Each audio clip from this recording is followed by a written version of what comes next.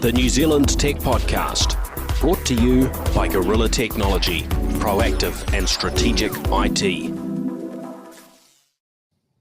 Hey folks, greetings and welcome along to the New Zealand Tech Podcast. I'm your host, Paul Spain, and great to be joined by Danu Abasuria from Rush Digital. How are you, Danu? Good, thank you for having me. Yeah, well, thanks for joining us. Looking forward to a great show today, delving into, I think, some pretty interesting news. The world's been a bit shaken up with a big election result. So really? Which country? We'll delve into that. There's a few bits of local news as well that are well worth drilling into. And as usual, some things on the global front. TikTok getting some interesting attention amongst others in the social media world. So we'll tap into that, but certainly a mix of things that sort of impact us from a business and an organizational perspective, things that impact our personal lives as well, and other things that kind of have a fairly broad reach. So looking forward to hearing your thoughts and opinions, Tony. Yeah, likewise. Should be an interesting conversation. Yes. Now, big thank you, of course, to our show partners, 1NZ, Spark, 2 Degrees HP, and Gorilla Technology. We appreciate their support of the New Zealand Tech Podcast and of the broader innovation ecosystems in New Zealand. So first up, I was really fascinated reading about this New Zealand firm whose technology has really caught or catching on internationally. They've been going since 2011, Mind Hive Global. And they have a new partnership that's going to see their AI technology being used in Brazil to sort of expand their business with grading cow hides, which is interesting. And I hadn't realized that Brazil is apparently the world's largest export market for beef. So it's kind of interesting these differing crossovers, but they've got something like 20 people, and they're backed by a range of investors, including the Flying Kiwi Angels, Triple M, and Snowball Effect. This one, was this a company you're aware of before, Danu? You come across them before this recent news? Yeah, there's I hadn't really heard about them until they sort of hit this sort of front page. Yeah. It is really interesting because there's a flock of companies that were doing AI before it was cool. And I think actually, interestingly, New Zealand, I don't know if you remember a company called Compact Sorting. Yeah. So New Zealand actually, I think that ended up selling to Tomra, which is a big European firm, specifically in fruit sorting. So New Zealand's been doing computer vision related sorting and assessment for a very long time. And actually, I remember early days of my career looking for jobs, and Compact was one of actually New Zealand's kind of stalwart organizations. So it doesn't really surprise me that there's some kind of derivative AI that sits on top of agri-tech. I think that's a sweet spot for New Zealand, and Sir Paul Callahan talked about the power of weird niches for to the common person who's not thinking about beef stock all day. This is probably a weird niche, right? So there's a lot of potential, and I think maybe the future landscape of New Zealand is the next Fisher and Paykel might be one of these AI companies in a weird niche. Yeah, well, look, that's the opportunity, isn't it? Because we can all access ChatGPT and these varying tools, but those who can harness AI in a niche where it's going to provide a whole lot of value and can get in and dominate a space, they can do very well. As we've seen in other fields, sometimes it's quite niche products that end up doing very well. Of course, we want there to be more zeros and $10-20 billion. I'm not sure. They're probably north of 20 billion now, in New Zealand dollars. Yeah. Multi-unicorns. Keep that coming, right? Yeah. But some of these sort of smaller ones that maybe fly a little bit more under the radar. There's no reason we can't have lots and lots of those, particularly when you look at the way that Kiwis kind of think and often very very creative in terms of finding solutions. and we don't necessarily always need the the big piles of cash that some of the Silicon Valley type of startups kind of need. And so, it's really, really encouraging to see this. Yeah, there's also with artificial intelligence, I think the intellectual property on the future, previously it's been these things that you build. With the way that artificial intelligence works now, with these foundation models that are trained on public data sets, your intellectual property now and probably in the future sits in your private data sets. And so I think these specialty firms that have access to private data sets start to form a unique competitive proposition. And if you think about New Zealand, we're the largest dairy exporter in the world, I believe. So we have probably the best data set for preferences, SKUs, value add products, as well as business process around, dairy and agriculture. So I think, with the commoditization of AI and commoditization of technology, the data sets are going to be the thing that really propels us forward. And I think this might be an example where, even if you gave this image to ChatGPT 4V, I doubt it would be able to do as good a job because it just hasn't got access to that many cowhides. Yeah. Yeah, look, I think there's also, when you think of it in that manner, it's also a good reminder of how we need to make sure that our data is kept safe and secure. And so the cybersecurity challenges that have long existed and keep evolving and changing need to probably get more attention, which brings us to I guess the next news is we've learned that the GCSB and I guess the New Zealand Security Intelligence Service together with the government's Communication Security Bureau and the National Cybersecurity Centre have been working together on security guidelines, particularly for tech startups. I see they've got an event coming up that's targeting the aerospace sector here in New Zealand. So there's a whole lot of work that's going on there. And interesting, this is tied back to New Zealand being part of the Five Eyes. So this is drawing from previous events and information's being compiled kind of across Australia, Canada, UK, United States, and New Zealand. So hopefully we get some really good results out of that collaboration, and it helps give us a bit of an uplift on that front, because often for smaller firms, including startups and the aerospace sector falls into this category too. There can be challenges with getting it right when it comes to cybersecurity and data privacy. And when we understand the value of the intellectual property and the data that's being created and amassed, we need to make sure that it's really, really well locked down. Yeah, for sure. I think I would say better late than never on this one. We probably needed this about 5 years ago, and I think we've at Rush we run a bunch of compliance frameworks like ISO and PCI and a few others, and it's quite a challenge because they're quite traditional compliance frameworks, and you're up against AI bots and deep fakes and a scale of automation that we've never seen before. And I think there's if you're a startup or a small company and you have limited resources, you're up against the same bad guy. And we struggle to stay on top of the types of threats and threat models that we have to engage with because we operate software at scale. I can only imagine for small businesses how daunting it is. Even when I'm just using software in my personal life, so paranoid, and I would consider myself relatively well informed.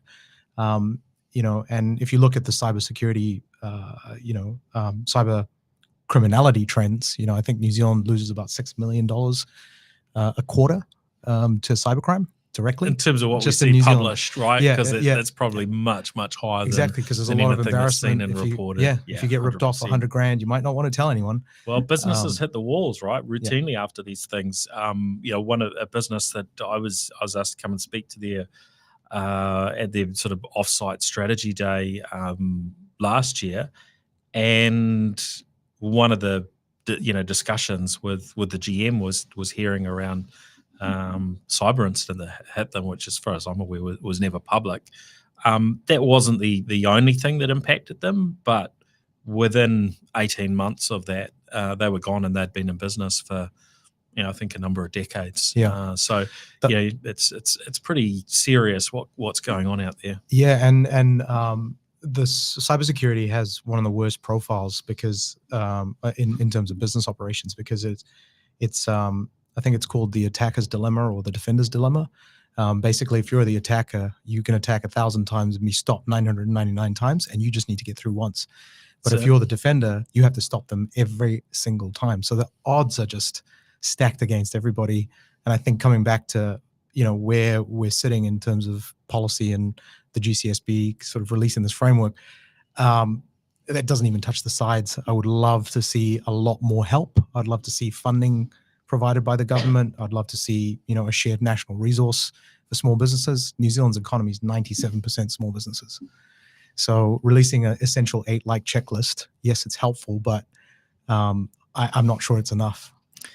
Yeah, this is a challenging, one in our economy for governments to understand the importance, and and probably earlier on in the year we were sitting down and talking on the show about sort of the difference between Australia and New Zealand, and the bucket loads of investment that are going in from a government perspective, from a cybersecurity perspective. In Australia, differences in their regulations. So, the teeth that things like a cyber breach has, from a regulatory perspective in Australia versus in New Zealand, and the differences are really, really stark. And, we see that in the organisations. Even, you look at our banks, for instance, and you look at what our banks in New Zealand are spending versus their Australian parent companies. And it's very, very different. Not just you compare the population and so on. That the regulation and the approach that's being applied in Australia is quite different. So I agree. There's certainly a way to go on this front. I think in Aussie, ISO is the common practice framework for cybersecurity. The UK and Australia, I think they mandate it for certain business sizes, and if you're a supplier to government, I think it's mandatory as well. I think something like that could be helpful for New Zealand, because you might then kind of, I guess, push businesses in that can't afford to do it into doing it rather than delaying it. But I don't know, is that too heavy-handed? Well, it's a hard one, because as you mentioned, there are sometimes things that are more important, that are outside of kind of a security, a security framework, which by its nature, can't be continually improving maybe in the same way that an organization's security posture must be. So an organization needs to make a change, today. If there's a new important and relevant threat, then they need to make an immediate change. And sometimes the frameworks don't cover for that. So it's it's a bit of a balancing act. And I guess one aspect is it sort of ties into the size and scale of organizations, right? Because let's say you said, we're going to mandate particular framework, then that immediately changes who could be a government supplier. So you could drop in a framework that's like, that framework costs X million dollars to kind of put in place. Slow down innovation. You've just cut a whole lot of entities out and so on. So it's not easy, like a lot of these things. It's a tough choice. I think the world is now full of tough choices.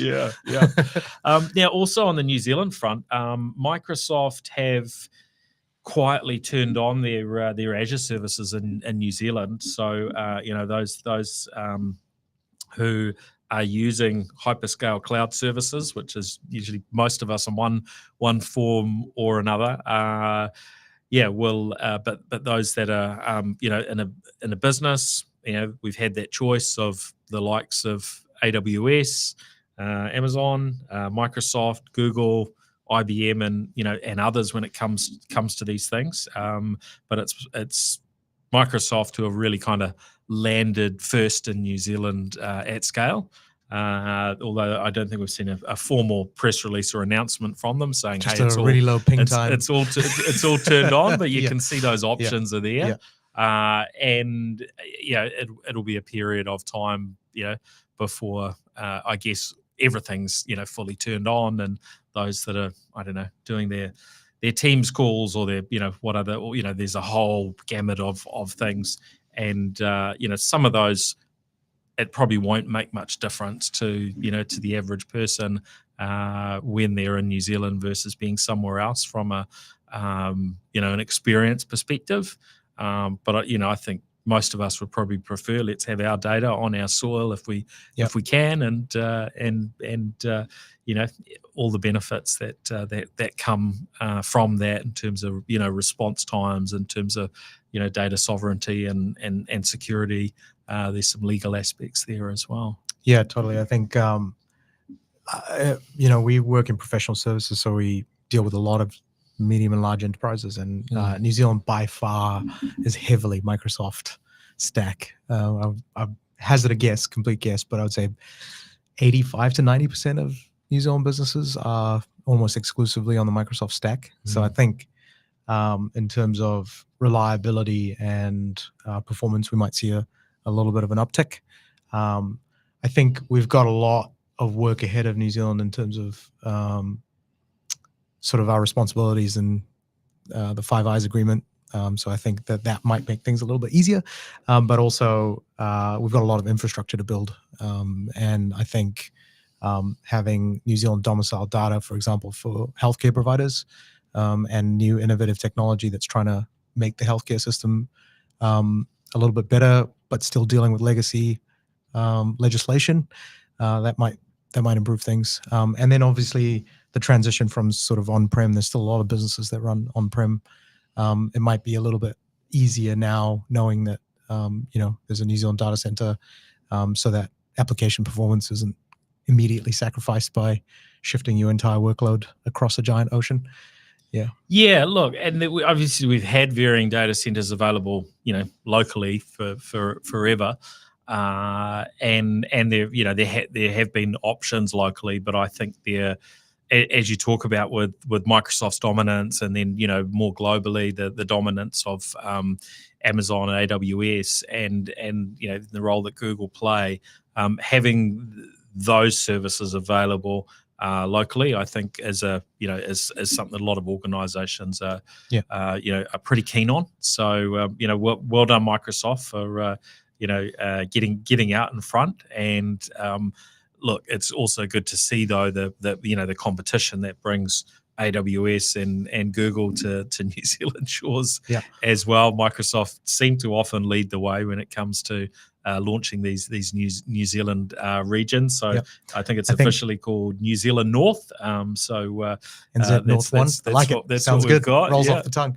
There's probably secretly a whole bunch of gamers like writing Terraform scripts to get Counter-Strike servers running in Azure. So I'm waiting for my very first low ping Azure Counter-Strike server. If anyone's listening. There we go. So now onto sort of more the international front, though.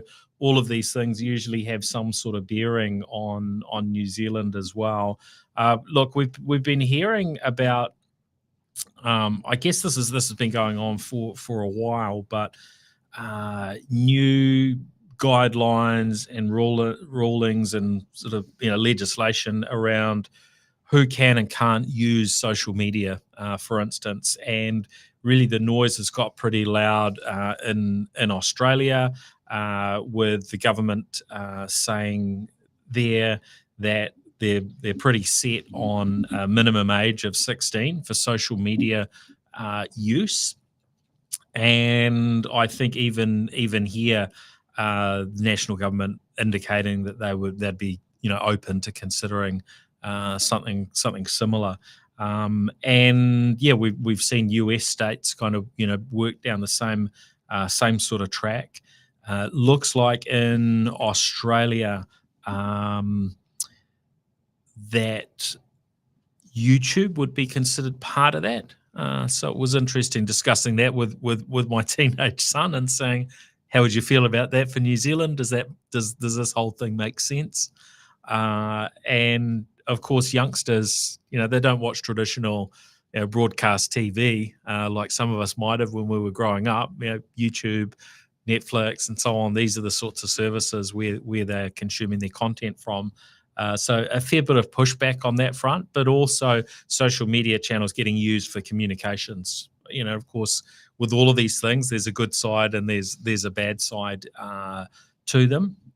Malaysia moving to require platforms with over 8 million users to obtain annual licenses and a focus on data protection and child safety. So really quite a lot afoot on this front, but it does bring with it, I think, some significant complexities, right? So if let's say they switch this on in New Zealand tomorrow, how would it work?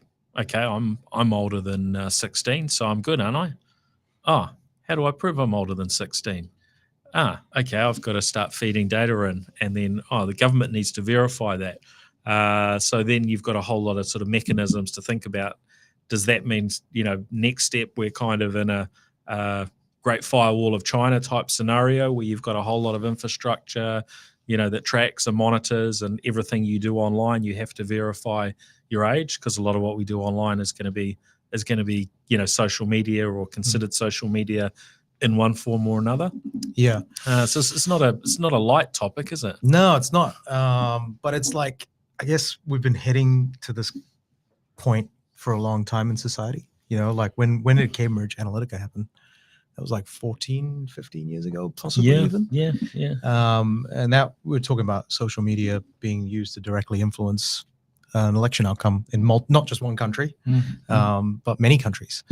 And the Christchurch mosque attacks, Facebook's response to that, and knowing that a bunch of kids saw that, and knowing that a lot of people saw that, and it was a very, very, very challenging time to get that video removed. And it's just this sprawling effect. It's the power and the curse of the internet, which is absolute and utter freedom, right? And so what can you do with absolute and utter freedom? You can do some wonderful things. You can create distributed education. You can commoditize, access to healthcare services. You can unfortunately also do some other stuff like, 3D printed guns. We saw someone in Otago being, finally prosecuted for printing a gun. So it's like, what tools do we have to solve this problem? And legislation and regulation, they're very broad. They're broad swords, right? And so we sort of have allowed it to get to a point where we've got no other great ideas. Because if we had great ideas and we could let the free market figure it out, it should have by now, is the theory. But I also think there's a step that's been missed, right? Where I believe that a lot of the regulations probably been formed through consultation rather than first-party knowledge. And if you think about the nuance of how businesses could implement an age verification system, it really does matter in how that legislation is worded. So if the legislation is worded, the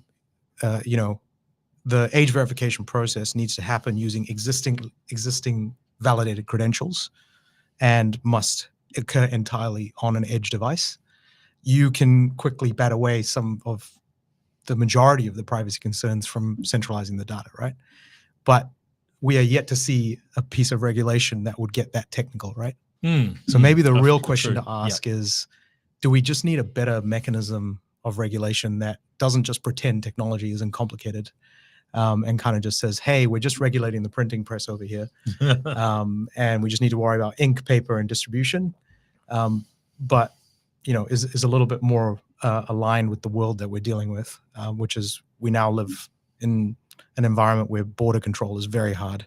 Information border control is even harder. and we live in a society that's growing in size. 8 billion people, I think, this coming year, probably heading to 12 at some point. It's the most people that we've ever had by a long shot, and so you're getting complexity of social interactions and all kinds of stuff. So maybe the real question is a little bit deeper than that, and probably a little bit more technical, but that's just my opinion. Yeah, look, I think that there's a fair degree of complexity to solving these sorts of problems, and whichever way things push, there are always going to be consequences, right? And so we heard from Zuckerberg, in recent months, sort of admitting that that they got in and kind of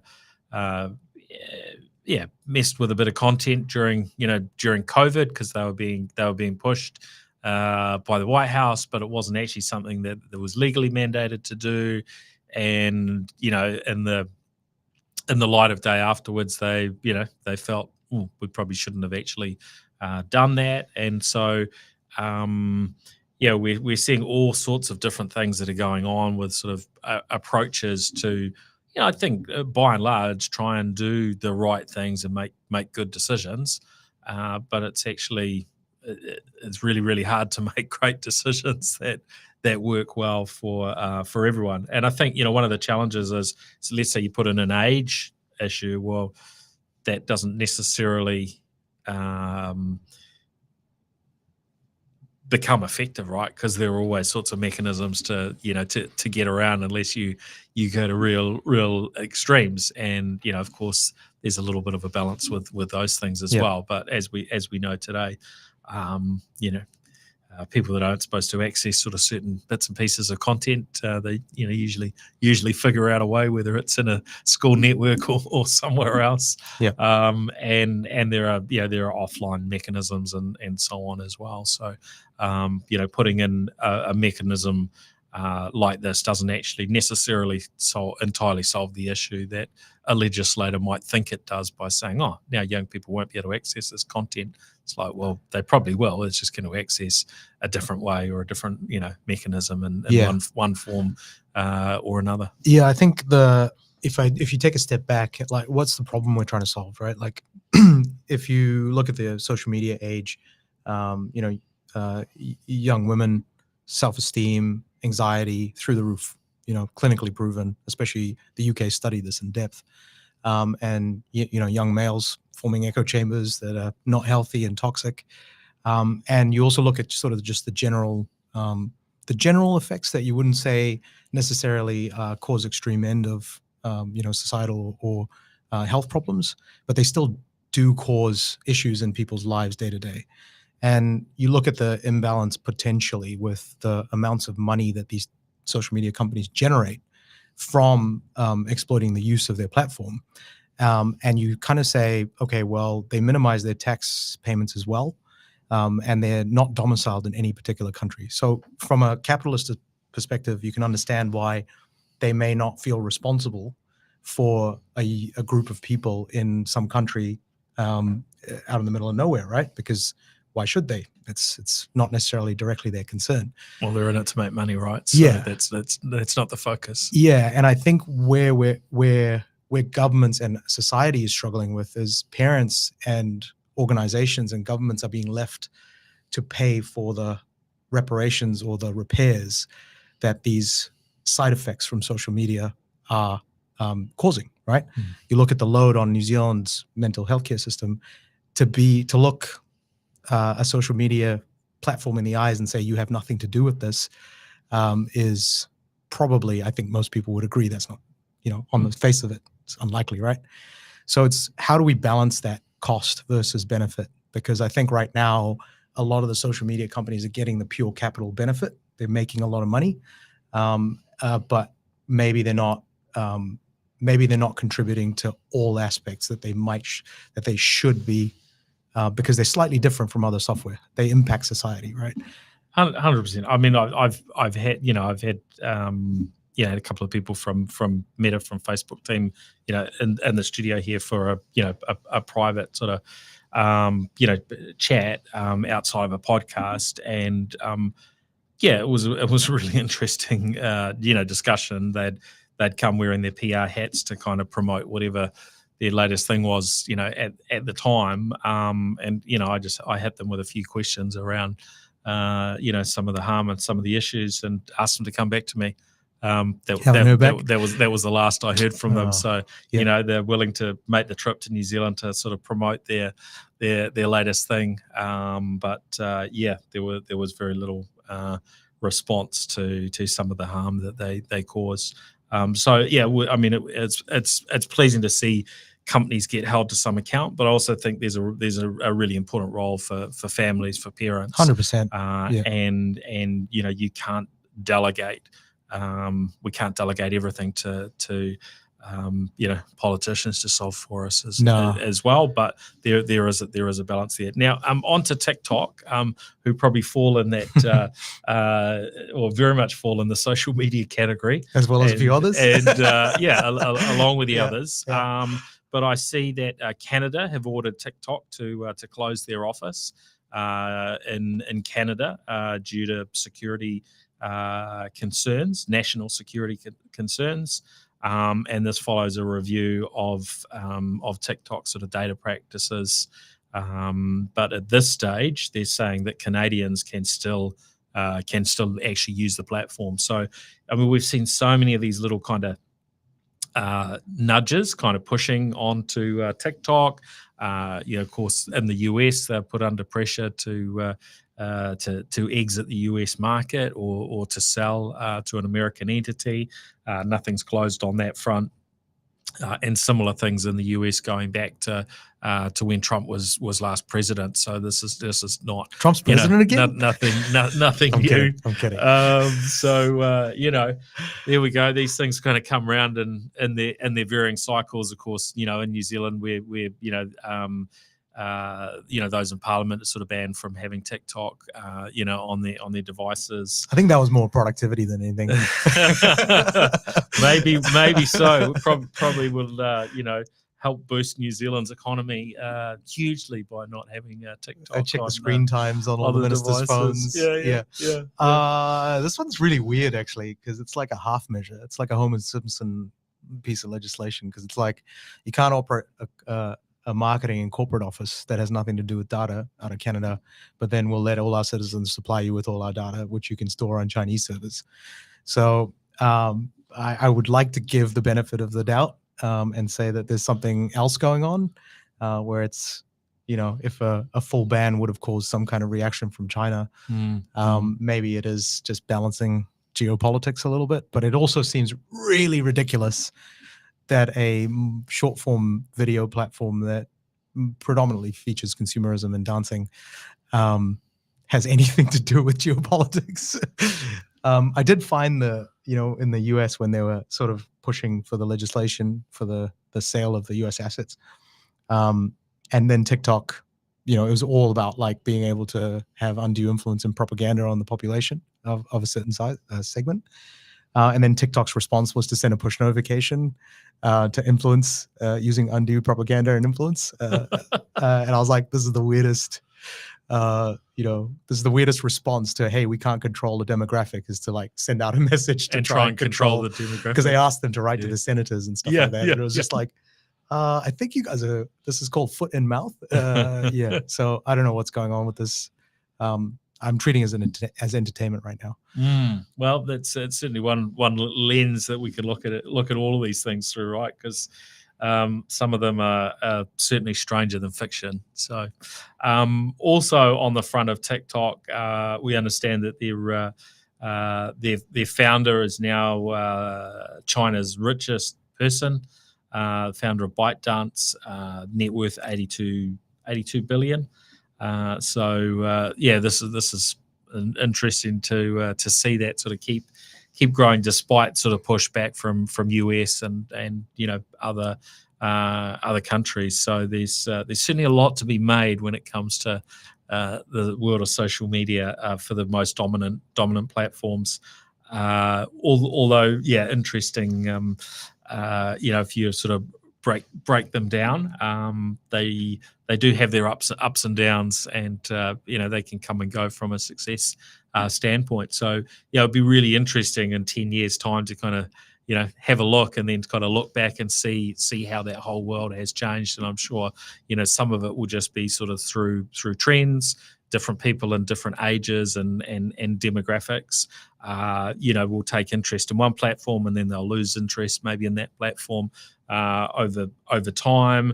Obviously, there's sort of legislative challenges and other issues that could be geopolitics related, can be security related and the like. That will play in. So interesting times ahead. Now, just sort of looking into other topics. I guess probably the big one, and you've joked about not being aware of it, but the Don has scored a few more votes than some expected, and seems to be coming back in the US. Keen just to hear your thoughts on what this means and how this plays out. For I guess the tech sector from a security perspective. There's all sorts of aspects. A couple of the most immediate things I see, Bitcoin has jumped over the last week. Certainly, if we look at that just in the last 5 days in terms of New Zealand dollar, it's jumped nearly 18%. So it's up around just under 150,000 New Zealand dollars for a Bitcoin, and which for those people that bought their Bitcoins at $5 or $10 each, well done. But also, we're seeing a whole range of other, step ups in terms of tech stocks. So, I guess very relevant to us in New Zealand, Rocket Lab, they're up 30% over the last 5 days.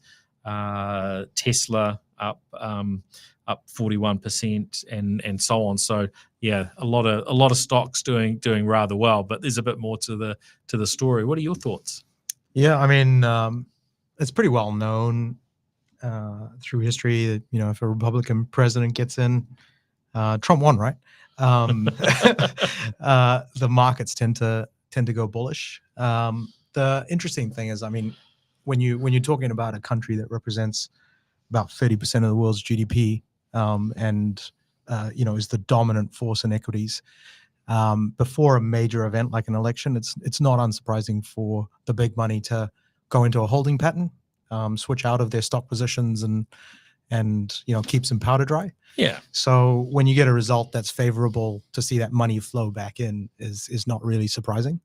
The question is, will it last? And the longer term question is, are some of the policies that he's promised, famous ones being drill baby drill, and Chinese tariffs and a few other things, and especially the one to watch, I think, is the lower corporate tax rate. So in America, we've seen job numbers steady and very strong. We've also seen wage increases kind of keep up or beat inflation in a lot of instances.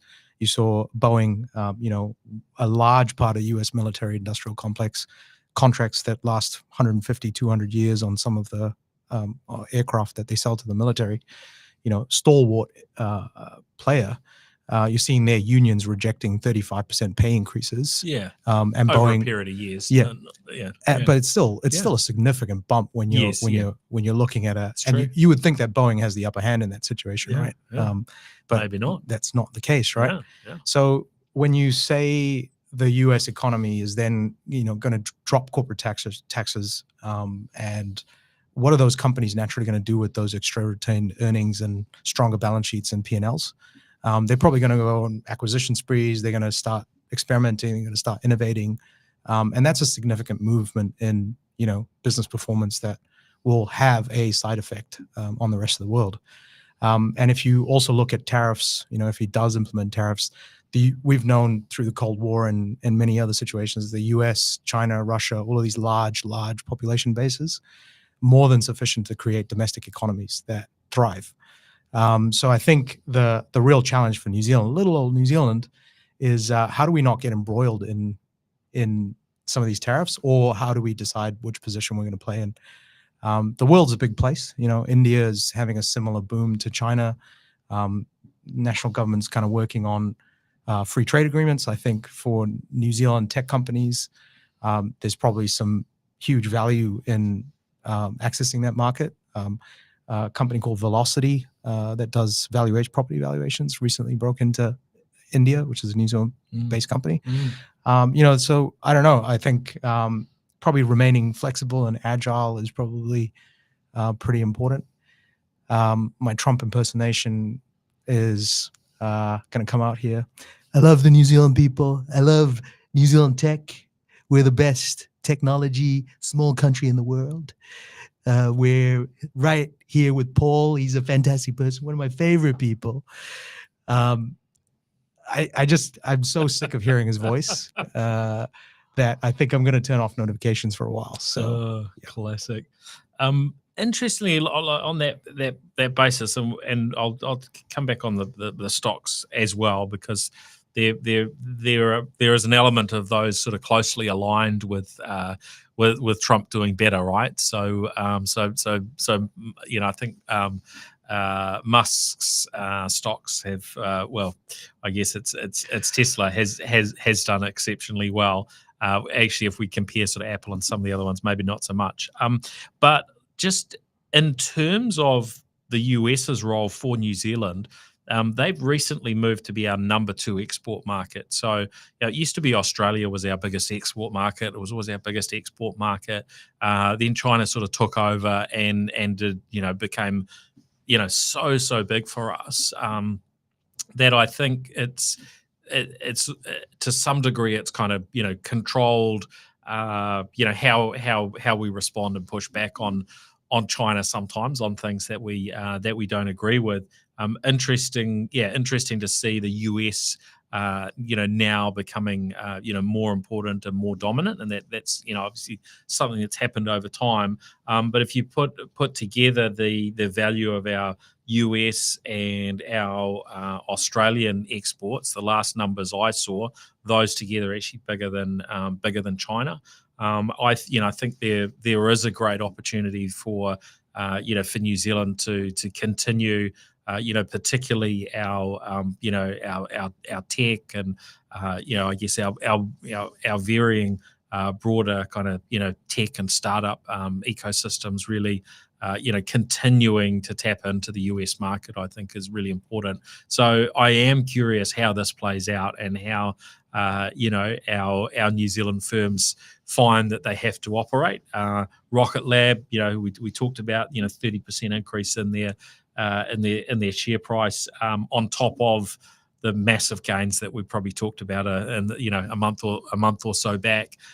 So they're probably up maybe 200% over whatever period last year or so. But they took that approach to become Rocket Lab USA, right? And they've taken a very, very particular approach. Now, when you stand back and look at that, seems like a very, very smart decision from their perspective. But I love that their place in New Zealand is still absolutely a really, really key part of Rocket Lab and how they operate. So I think there's some lessons to be learnt sometimes from our biggest and boldest tech innovators. Xero is another interesting one when you kind of look at how they've kind of still have a really important base in New Zealand.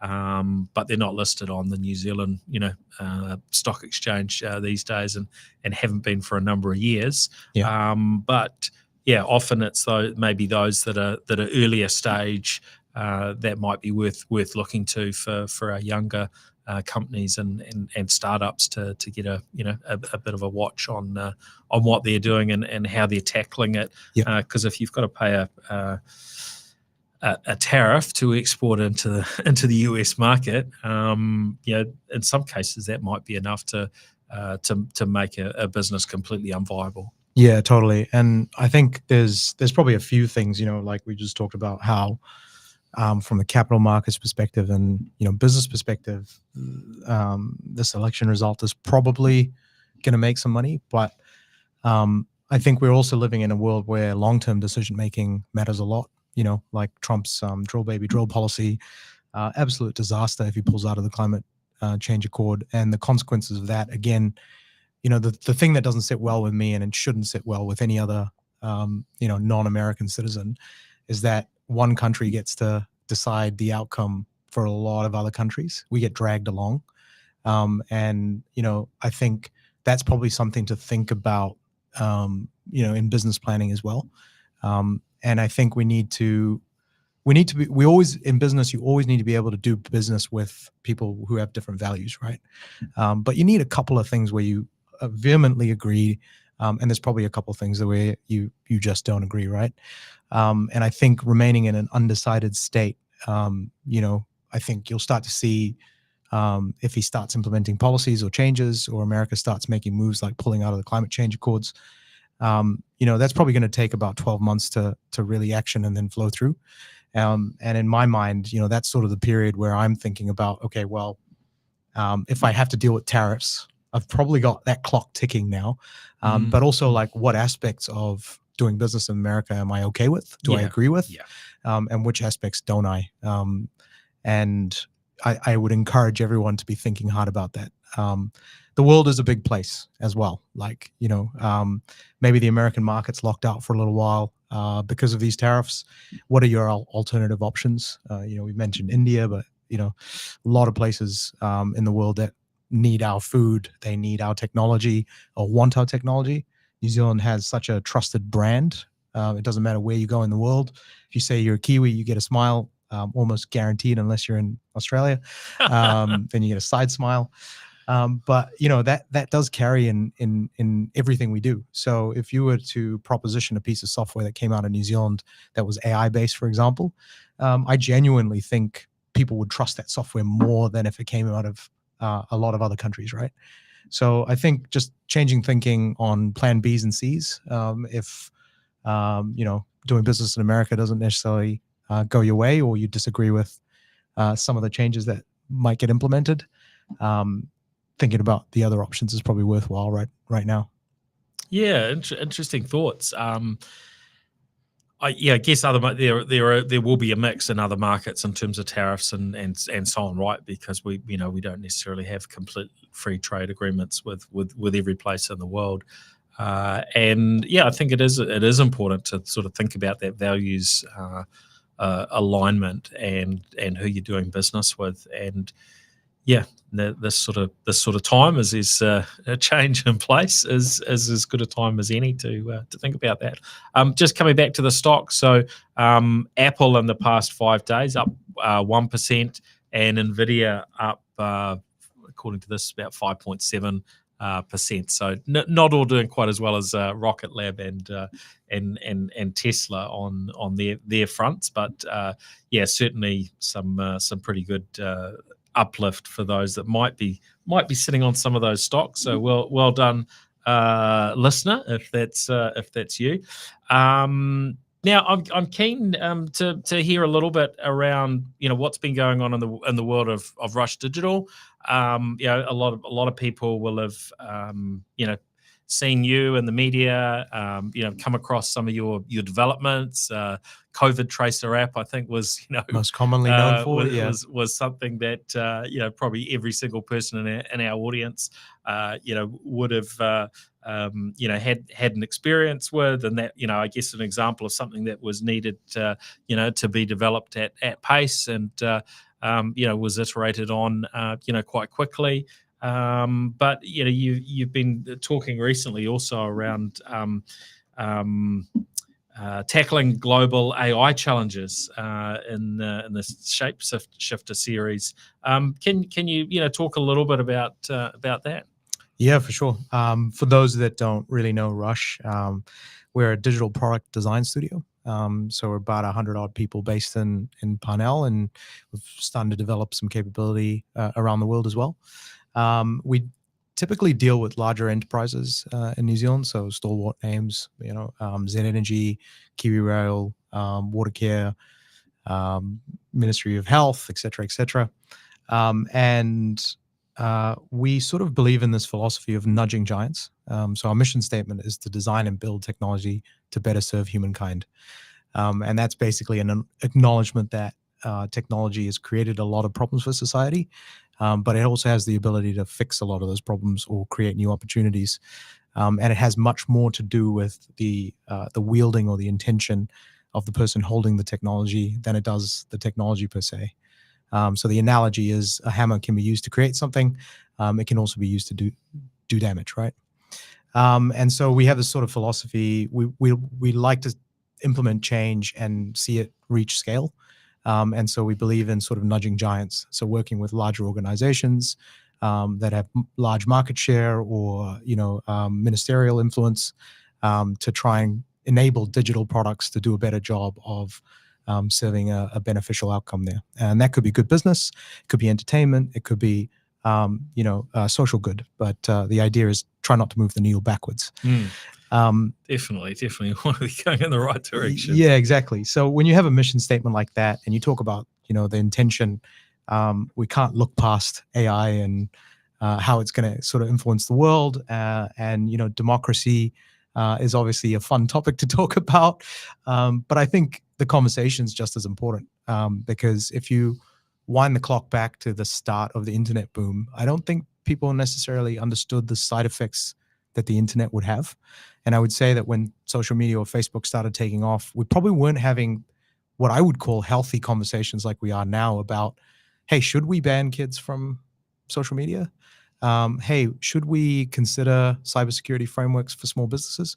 So I think the conversation's matured a lot. It feels doom and gloom, but it's probably more because we're intentionally leaning into difficult conversations, which I think, if you think about it, is generally a good thing, right? But it can feel a bit down. Yeah, well, I guess technology has been a big enabler for different ways of communicating and having conversations, right? This podcast, for instance, this wouldn't have been a practical thing when I was growing up, but it is now, and creates that opportunity. Varying forms of technology, including social media, enable that. But yeah, of course, there's always a flip side to it, and these things are probably easier said than done to navigate, right? And yep.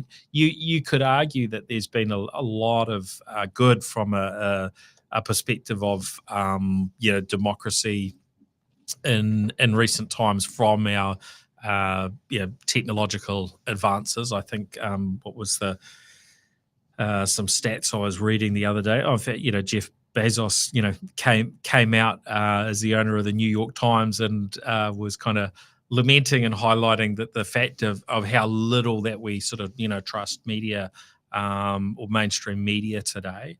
And there's that sort of aspect of some of that can be due to misinformation online, but some of that also coming from media really leaning into technology and clickbait type headlines and things, and their content genuinely not being that good. And so there is an aspect of balance that our online platforms give, and that ability to have maybe discussions in a broader way than what we were able to in years gone by. Yeah, for sure.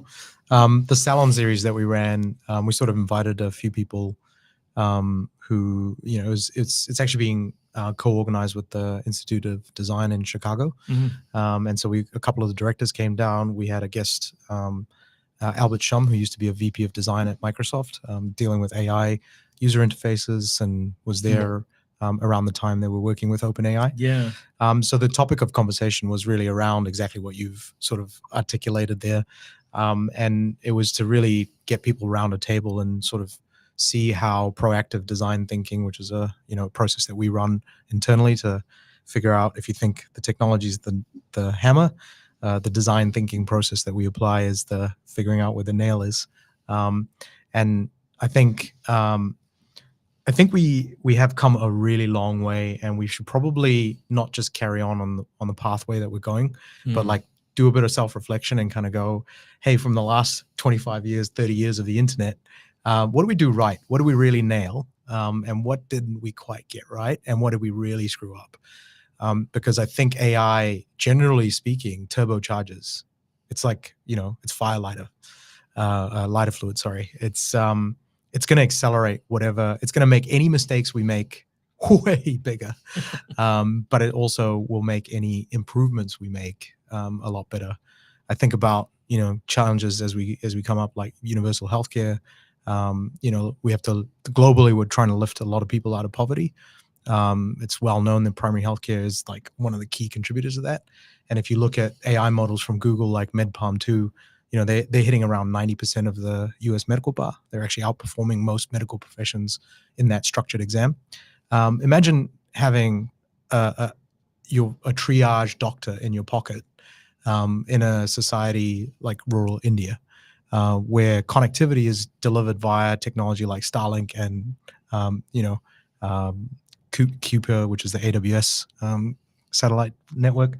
And you've got a doctor that can at least help you with, maybe not everything, but some things. I mean, if you compare that to what could be happening on the ground there right now, which is no access to healthcare, no connectivity, that future looks a lot brighter for the people that are involved in that situation, right? Oh, 100%. Yeah, I was in India last year, and one of the things that I looked at was an AI solution to blindness in babies, and the way that was sort of being utilized, and it needed to scale out a lot more broadly, but something have a really, really big impact and make a big change on people's lives, right? Yeah, for sure.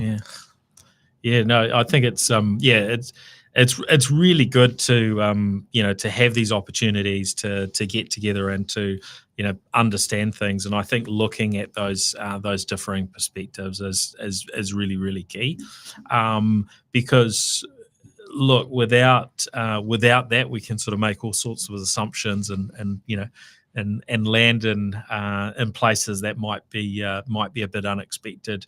There was one of the headlines that came through this week was around the fact that in the US, a lot of health related entities are leaning in on AI transcription tools, but actually those tools are making some significant mistakes. 100 milligrams or 1,000 milligrams? Yeah, you don't really want to get these things right, wrong. Yeah.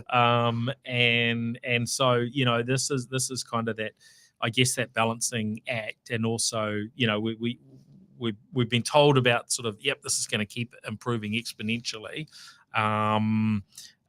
but maybe not. So these things are kind of interesting to watch in terms of which areas we're kind of getting we're getting those steps up, and where we're getting the challenges, so we can make those sort of right calls. And I think at the moment we're probably seeing a lot of scenarios where we're getting the message that AI is very, very useful as an assist to humans, right? Not as a throw it all over the fence to the AI systems and let it do the job, right?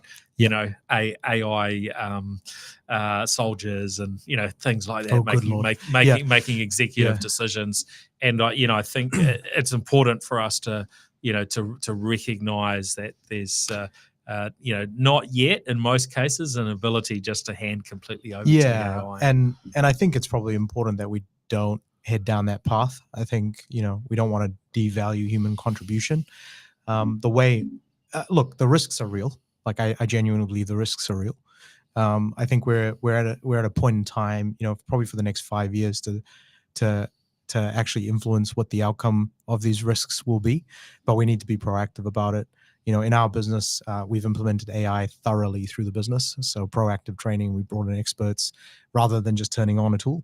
And we've seen huge benefit, absolutely huge benefit to being proactive and kind of owning the conversation, and our staff becoming really vigilant about the risks of AI, because instead of kind of letting them discover it on their own, we've sort of front-footed it, we've explained it, We've given them space and time to adjust and think. Yep. And I think that's because it's a huge threat to our business. Mm. Because you think about code generation, design thinking, system design, all of that stuff.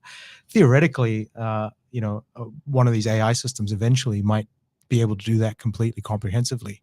The question is that still something customers want? And if you have a scarcity mindset, you might say, actually, there's not enough work or problems in the world that would make all of our jobs redundant. But the truth is, if you think about any business, you've got an infinite list of problems, and you've only got resources to go after the top 2 or 3 that are, really important. So if you say AI systems can double my output from my workforce, that means you can go after 6 things instead of 3, right? So I think the way it's heading, the world is not short of problems. And I think there's a real opportunity, if we grab it by the horns, for AI to allow us to tackle the very complex world that we're living in, which a lot of us are struggling with, to find the truth and figure out what a contradiction, like Elon Musk's stock value going up as an electric car owner when a president has just come in who literally is against electric cars, right? These weird contradictions. I think AI is going to allow us to navigate that world a little bit better if we're proactive about it. The thing I'd hate to see is us leaving it too late. That's when you get really disruptive societal change, where people are forced into changing their skill set, or entire industries get disrupted because they were caught napping effectively. And I think that's the thing we're trying to do, and trying to stimulate and trying to help large organizations sort of navigate. Yeah, and certainly something we really want to encourage for New Zealand, and it's something that my team at Gorilla and through the the varying things that I do around the country, we really tried to encourage a lot of organisations of all sizes to be looking at what's the uplift that we can get from artificial intelligence, and what are the flip side issues, what are the risks, and address those. So hopefully as a whole, as a country, we can do pretty well and have some good global impact on that front. Well, great to have you on the show, Danu. Really appreciate it. For folks that are interested in tracking you down, what's the best way to get in touch? I'm quite bad on social media, but you can search up Rush Digital at Rush Digital. And we're on LinkedIn, very, very prolific on LinkedIn, and Instagram, and not so much Twitter or X. Or what do you call it again? Who's president? That'll do.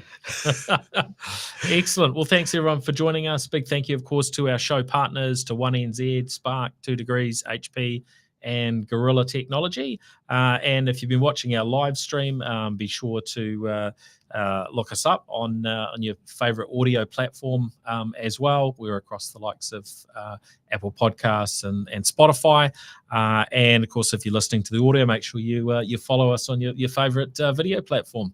All right, that's us. We'll catch you on the next episode. See ya. The New Zealand Tech Podcast, brought to you by Gorilla Technology, proactive and